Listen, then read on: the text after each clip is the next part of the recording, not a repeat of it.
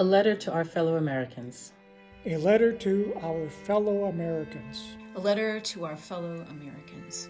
We, the undersigned bishops of the Episcopal Church, write today out of grief, righteous anger, and steadfast hope. What happened a week ago in Minnesota and is happening across the country runs counter to God's vision of justice and peace. This crisis is about more than one city or state. It's about who we are as a nation. The question before us is simple and urgent. Whose dignity matters? Whose dignity matters? Whose dignity matters?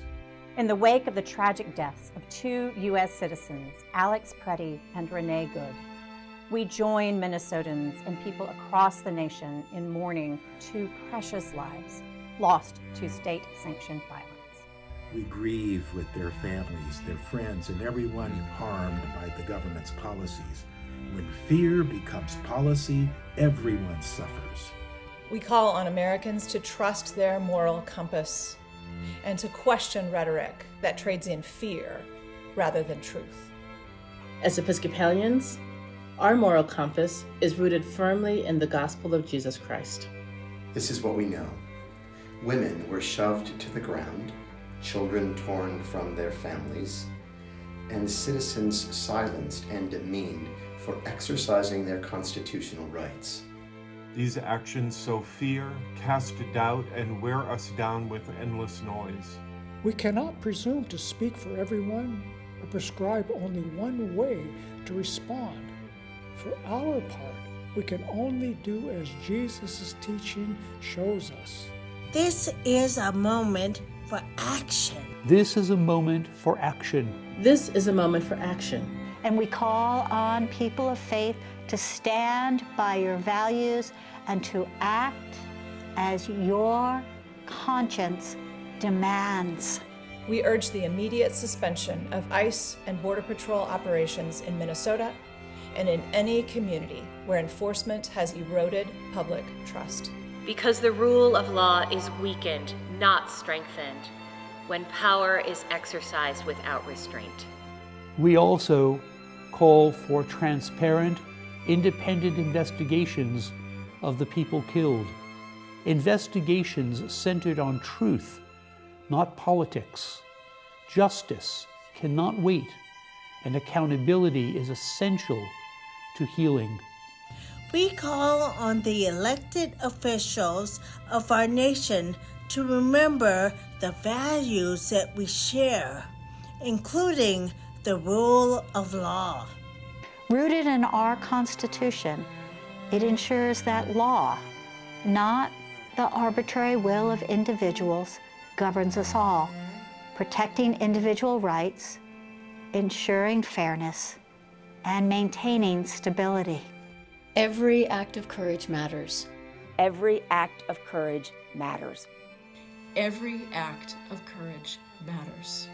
We must keep showing up for one another. We are bound together because we are all made in the image of God. This begins with small, faithful steps.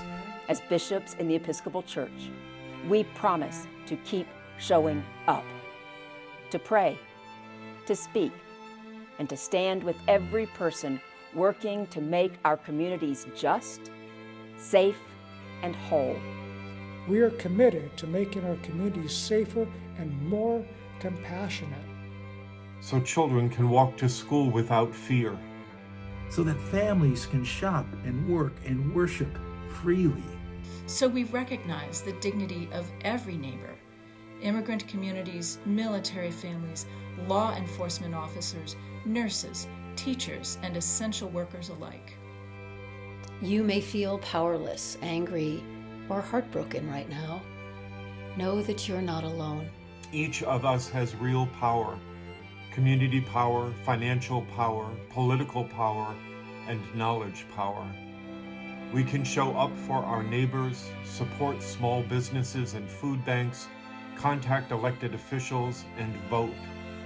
And learn our rights so we can speak up peacefully without fear. The question before us is simple and urgent. Whose dignity matters? Whose dignity matters? whose dignity matters. Our faith gives us a clear answer. Everyone's. Everyone's. Everyone's. Everyone's. Everyone's. Safety built on fear is an illusion. True safety comes when we replace fear with compassion, violence with justice, and unchecked power with accountability. That's the vision our faith calls us to live out, and the promise our country is meant to uphold. In the face of fear, we choose hope. We choose hope. We choose hope. By the grace of God, may this season of grief become a season of renewal. May courage rise from lament and love take root in every heart.